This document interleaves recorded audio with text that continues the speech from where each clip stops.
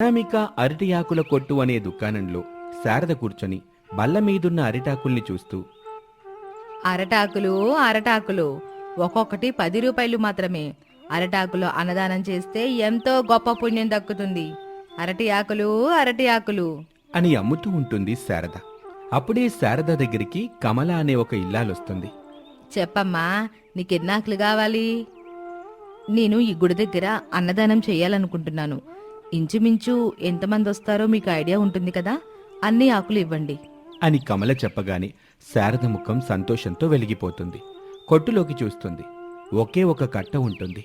అందులో 50 ఆకులు మాత్రమే ఉంటాయి. అప్పుడు శారద నవ్వుతూ, ఇలా చూడు తల్లి, మీరు అమ్మవారికి పూజ చేస్తా ఉండండి. ఇంతలో నేను మీరు చేసే అన్నదానానికి సరిపడా అరటాకుల్ని తెప్పిస్తాను అని చెప్తుంది. కమల అందుకు ఒప్పుకొని అక్కడి నుంచి వెళ్ళిపోతుంది. శారద ఆలస్యం చేయకుండా తన సెల్ ఫోన్ తీసుకొని, పొద్దున్నే అరట తోటకెళ్ళి అరటాకులు తీసుకురమ్మని కోడలకు చెప్పు వచ్చాను. ఇంతకీ తోటకెళ్ళిందో లేదో అని అనుకుంటూ ఫోన్ని తన చెవి దగ్గర పెట్టుకుంటుంది. సరిగ్గా అప్పుడే రమేషు అనామిక ఇద్దరూ సరదాగా కబుర్లు చెప్పుకుంటూ నవ్వుకుంటూ అరటి తోటలోకి వస్తారు. అంతే, రమేష్ ఏమాత్రం ఆలస్యం చేయకుండా అనామికాని కౌగిలించుకుని చిలిపిగా బుగ్గ మీద ముద్దు పెడతాడు. అనామిక సిగ్గుపడుతూ ఉంటుంది. ఏంటండి ఇది? ఈ రోజే కొత్తగా పెళ్లి కాలేదు మనకి. దాదాపుగా 7 ఏళ్ళు అవుతుంది. అవుతుంది. హరీషు, భవ్య అనే 2 పిల్లలు ఉన్నారు. వాళ్ళు స్కూల్కి వెళ్తున్నారు. అయితే ఏంటిప్పుడు? అయినా మనం ఈ అరటి తోటకొచ్చింది ఇలా ముద్దు ముచ్చట్లకి కాదు. తొందరగా అరిటాకులను కోయండి. నేను వాటిని తీసుకెళ్లి మన కొట్లో పెట్టి అమ్మాలి.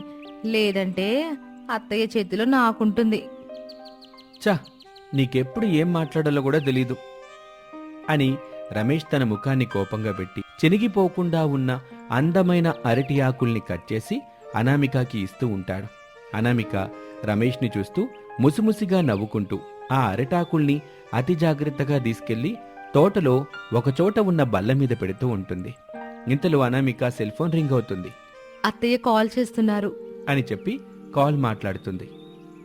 చెప్పండి అత్తయ్య. ఏమే కోళ్ళ, అరటి తోటకెళ్ళావా లేదా ఇంకా ఇంట్లోనే ఉన్నావా? అరటి తోటకే వచ్చానత్తయ్య. అయితే నేను చెప్పేది వినుకోళ్ళ. ఒక ఇల్లాలు గుడి దగ్గర అరటాకుల్లో అన్నదానం చేస్తుందంట. భలే శుభవార్త చెప్పారత్తయ్య. అది సరే గాని ఆ ఇల్లాలకి 200 వరకు అరటాకులు కావాలంట. ఆలస్యం చేయకుండా నువ్వు అరటాకులు తీసుకొని మన కొట్టు దగ్గరకు వచ్చేయి. అలాగే అత్తయ్య, వస్తాను అని చెప్పి అనామిక ఫోన్ పెట్టేస్తుంది. ఏవండి, అత్తయ్య ఉన్న పలంగా 200 అరటాకులు తీసుకుని రమ్మని చెప్పింది అని చెప్పగానే రమేష్ గబగబా అరిటాకులు గోస్తూ ఉంటాడు. అనామిక ఆ ఆకుల్ని తీసుకెళ్లి బల్ల మీద పెడుతూ ఉంటుంది. అప్పుడే ఆ గుడి దగ్గరికి మండల ఆఫీసర్ అయిన అనన్య కారులో వస్తుంది. తన పక్కన ఎస్ఐ అరవింద్, కానిస్టేబుల్ మూర్తి ఉంటారు. శారద్తో పాటు అందరూ అనన్యని చూసి దండం పెడతారు. అనన్య చెప్పులు విడిచి గుడిలోకి వెళ్తుంది. ఇక మరోపక్క రమేష్, అనామిక, ఈ రోజుకి ఇవి సరిపోతాయా? ఇంకాస్త కొయినా? అబ్బా, అయ్యగారికి ముక్కు మీదే ఉంటుంది కోపం అంతా. సారీ అండి. నీ సారీలు నాకేమొద్దు. ఆకులు సరిపోతాయా లేదా అది చెప్పు చాలు. సరిపోతాయండి. సరే పద అని రమేష్, అనామిక ఇద్దరూ కలిసి బల్ల దగ్గరికి వస్తారు. ఆ బల్ల మీదున్న ఆకుల్ని కట్టగా కట్టుకొని తన నెత్తి మీద పెట్టుకుని రమేష్ ముందుకు నడుస్తూ ఉంటాడు. అతని వెనకాలే అనామిక సంతోషపడుతూ, మీలాంటి భర్త దొరకడం నిజంగా నా అదృష్టం అండి. నేను కష్టపడ్డం మీరు చూడలేకపోతారు. కానీ అత్తయ్య రాగానే ఏమీ మాట్లాడకుండా ఉంటారు.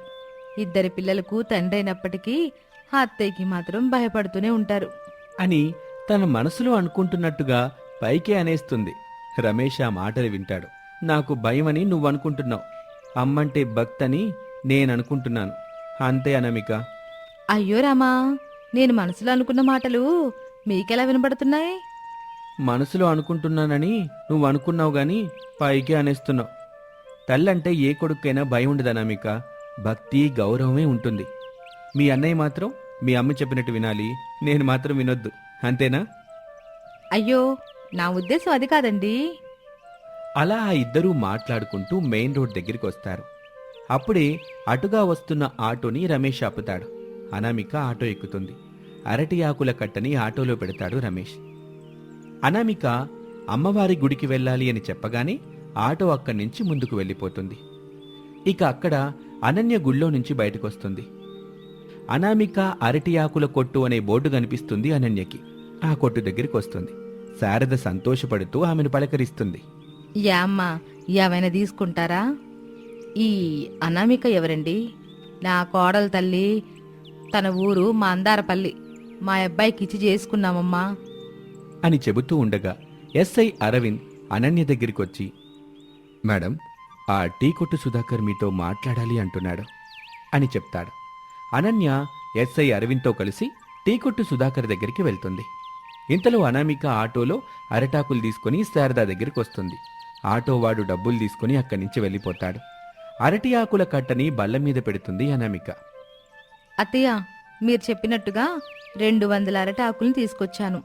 అన్నదానం చేస్తానని చెప్పిన ఆ ఇల్లాలెక్కడా? నువ్వెక్కడే కొట్టును చూసుకుంటా ఉండు.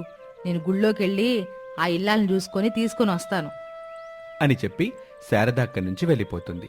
అనామిక కొట్టులో అరిటాకులు అమ్ముతూ తనకి కొద్ది దూరంలో ఉన్న టీ కొట్టు దగ్గర సుధాకర్తో మాట్లాడుతున్న అనన్యని చూస్తుంది.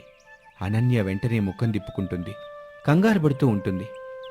వామ్మో, ఇప్పుడిది నన్ను గనక ఇక్కడ చూసిందంటే అరటాకులు అమ్ముతున్న నా ఫోటో తీసి ఫ్రెండ్స్ గ్రూప్లో మనమందరం కలిసినప్పుడు గొప్పలు చెప్పుకునే గొప్పింటి కోడలు అనామిక ఇప్పుడు ఇలా అరటాకులు అమ్ముకుంటుందని పోస్ట్ పెట్టినా పెడుతుంది అని అనుకుంటూ ఉండగా శారద కమలం తీసుకుని కొట్టు దగ్గరికి వస్తుంది.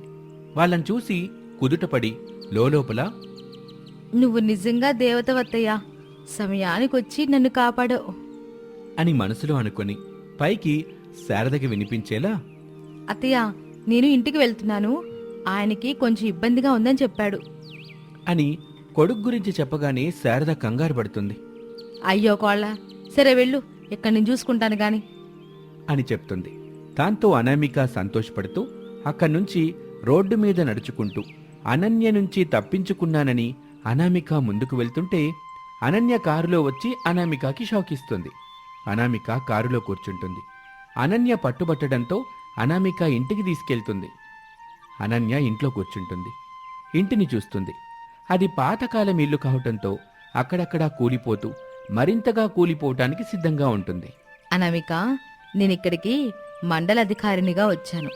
మీ ఇంటిని చూస్తుంటే పాతకాలం నాటిదని అర్థమవుతుంది. కూలిపోవడానికి కూడా సిద్ధంగా ఉంది. కలెక్టర్తో మాట్లాడి ఇల్లు ఇప్పిస్తాను. నువ్వేమంటావు? చాలా సంతోషం అనన్య, కానీ నీ సహాయం అప్పుడు తీసుకోలేదు, ఇప్పుడు కూడా తీసుకోను. గొప్పగా చదువుకొని నువ్వు మండల అధికారిని అయినందుకు నేను చాలా సంతోషపడుతున్నాను. చాలా సంతోషం అనామిక. నీ సహాయం వద్దు, ఏమీ వద్దనన్య. ఈ ఇంటిని ఎలా బాగు చేసుకోవాలో నాకు తెలుసు. టీ తాగేసి నువ్వు వెళ్ళిపో అని అనామిక చెప్పగానే, ఉండడానికి ఇల్లు కూడా సరిగా లేదు గాని పొగరు మాత్రం టన్నుల కొద్దీ ఉంది. నీ ఇష్టం వచ్చింది చేసుకో అని చెప్పి అక్కడి నుంచి తను కూడా వెళ్ళిపోతుంది. అనామిక బాగా ఆలోచన చేస్తూ ఉంటే తనకు అరిటాకులు కనిపిస్తుంది. ఆలస్యం చేయకుండా రమేష్ని తీసుకుని అరటి తోటలోకి వెళ్తుంది. చూడండి, ఏం చేస్తారో ఎలా చేస్తారో నాకు తెలీదు. చలికాలం మొదలైంది.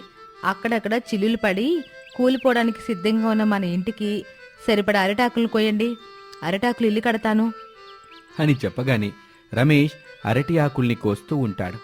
అనామిక వాటిని తీసుకొచ్చి అక్కడే ఉన్న బల్ల మీద పెడుతుంది. అలా రమేష్ చాలా అరిటాకుల్ని కోస్తాడు. అనామిక వాటిని కట్టలుగా కడుతుంది. ఇద్దరూ ఆ అరిటాకుల కట్టల్ని నెత్తిన పెట్టుకుని ఇంటికొస్తారు. రమేష్ అరిటాకుల్ని అందిస్తుంటే అనామిక నిచ్చెన వేసుకుని అరటి ఆకుల్ని తీసుకొని ఇంటిని గప్పుతూ ఉంటుంది. అలా ఇద్దరూ కలిసి సాయంత్రం వరకు పాత ఇంటిని కొత్త అరిటాకుల ఇల్లులా మార్చేస్తారు. కొట్టు మూసేసి శారద, పక్కూరికి పని మీద వెళ్లిన ప్రసాదు ఇద్దరూ తిరిగింటికొస్తారు. అరటి ఆకుల ఇంటిని చూసి మురిసిపోతారు. శారదా, ఇది మనిల్లేనా? మనిల్లేనండి. చలికాలం కదా, మంచు పడకుండా ఉంటుందని కోడలు అనామిక ఇలా అరటాకులతో కట్టు ఉంటుంది అని చెబుతూ ఆ భార్యాభర్త ఇద్దరూ లోపలికి వెళ్తారు.